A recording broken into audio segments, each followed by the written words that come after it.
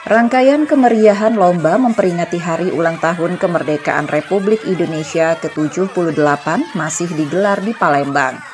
Berbagai lomba seperti makan kerupuk, menangkap belut, memasukkan pipet dalam botol, sampai tarik tambang. Pesertanya emak-emak warga Jalan Panca Usaha, Kelurahan Lima Ulu, Seberang Ulu 1 Palembang. Mereka antusias adu ketangkasan saat mengikuti lomba, hingga membuat tertawa penonton karena banyak peristiwa lucu saat lomba. Seorang ibu peserta lomba yang terjatuh namun bangkit lagi dan menyelesaikan perlombaan. Tujuan dari mengadakan kegiatan ini selain untuk memperingati Hari Kemerdekaan Republik Indonesia yang ke-78, juga untuk mempererat tali persaudaraan dan silaturahmi antar warga di RT 57 dan lingkungan sekitarnya. Ini semua peserta warga RT 57, Bu?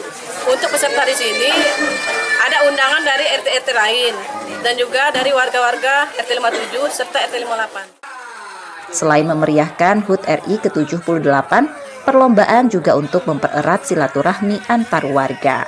Yudi Kiswanto, Kompas TV, Palembang, Sumatera Selatan.